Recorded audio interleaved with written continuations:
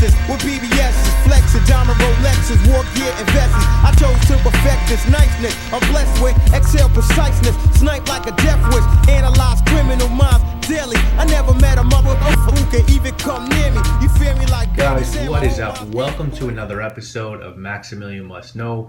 Tonight we're taking a look at a fragrance from the house of LUSH Cosmetics, and this one is called Sikkim Girls. Now, I had done some brand history in this house when I reviewed some of their grooming products, but I'm going to go over it again for the sake of this video. This was a house that really wasn't high on my radar until they opened a location near my office on East 61st in Lexington in Manhattan. Then I started to go there quite often, and I have 3 fragrances from this house: Breath of God, which I picked up first, Vanillary, which was my second, and Sikkim Girls, which was my most recent purchase. Now, LUSH is a UK-based cosmetic company that was started by Mark Constantine, and Mark was a trained trichologist, which means he studied the health of hair and the scalp, and he partnered up with the beauty therapist Liz Ware to start a company called the Herbal Hair and Beauty Clinic in 1977, and for this company, the two of them made their own products. These products did really well and were groundbreaking, and it didn't take long before the duo caught the eye of a woman named Anita Roddick. She was another British beauty entrepreneur who had founded a store called The Body Shop, and they all started producing products in conjunction for fledgling body shop locations, and eventually Roddick bought out Constantine and Ware in 1984, and she became the sole force behind The Body Shop. In 87, Constantine and Ware started a new venture called Cosmetics to Go. Those products were marketed exclusively through a catalog business. They wound up selling that company to a gentleman named Jeff Brown, who was doing fragrances for them at the time. LUSH actually took form in 1994 under the name The Cosmetic House. LUSH was adopted in 1995 and chosen by a customer who entered a naming contest. And so LUSH began making grooming products using stuff like fruits and vegetables and plants and marketing them through a small store in Poole. They would actually put daily specials outside on a chalkboard, almost like a restaurant would do with specials. Eventually, investors came pouring in, which allowed them to continue expansion and open more stores. Their first overseas stores opened up in Canada, and as of today, they have stores in over 40 countries. Their products are pretty much known for minimal, eco-friendly packaging that takes a strong stance against animal testing, which I love. I'm a big animal guy. In 2003, LUSH launched their fragrance endeavor called Be Never Too Busy to Be Beautiful. That was developed by Mark Constantine and his son Simon, and they hired a woman named Sarah McCartney, who now owns 4,160 Tuesdays, to write up descriptions for their fragrances. Their fragrance business currently goes under the name Gorilla Perfumes, and they have over 60 fragrances in their lineup. Now, I am just a huge fan of this brand. You see me do videos on their grooming products. I love their body scrub.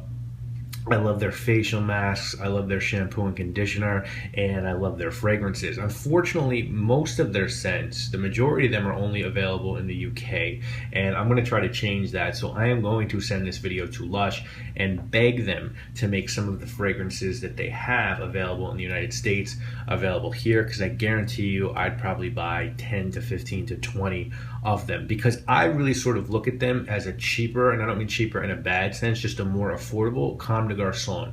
They make really risky and sort of daring high quality scents for a very wallet friendly price tag. And if Comme des Garçons scents were a little bit more wallet friendly, I'd probably own more, because I love what houses like them do and how they really push the boundaries of wearable fragrance versus art. And I think there's a lot of that in LUSH, and that's why I really do appreciate them as a brand, and I really appreciate how they sell smaller bottles, which makes the perfumes more affordable.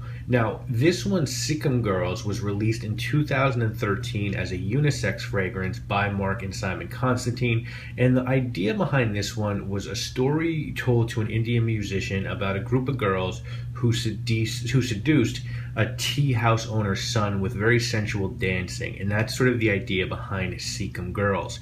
The note breakdown on this fragrance is frangipani, jasmine, tuberose, and vanilla. Very, very simple.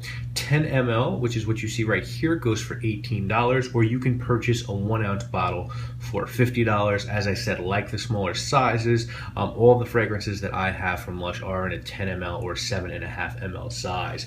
Now, unfortunately, when my bookshelf with all my fragrances collapsed, Sikkim Girls took some damage. So you could see that the artwork on the front sort of got scraped off.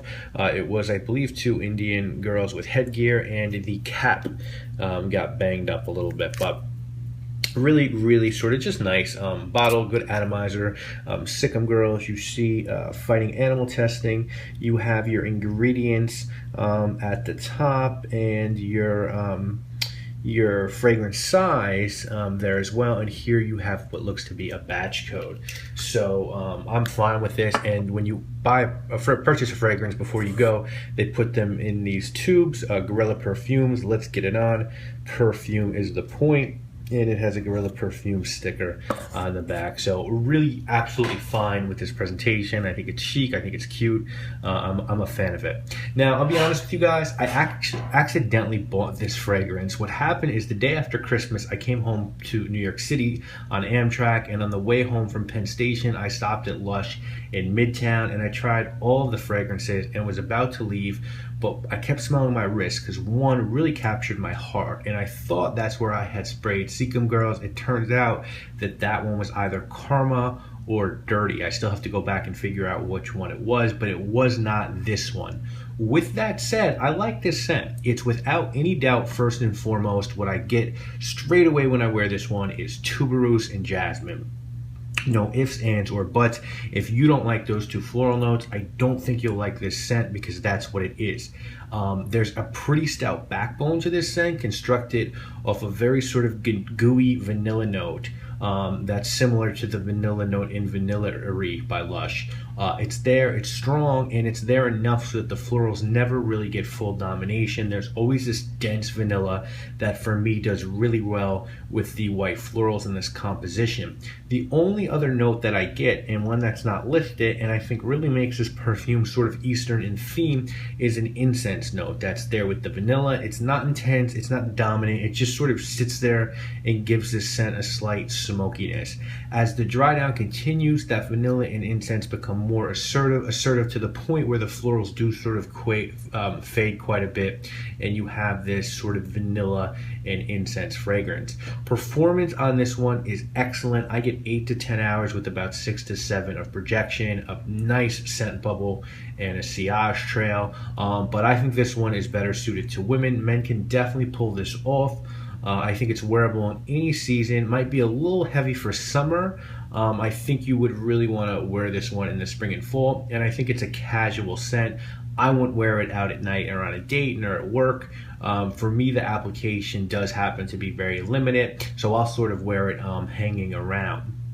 If you are unable to get this fragrance and wanted something like it, maybe a little bit more masculine, well, when I think jasmine, vanilla, and incense, I think of L'air du Desert Americain. I'll be honest with you, L'air du Desert Americain blows this fragrance out of the water. It's more expensive, and it's just sort of a more complex and fuller version of this one.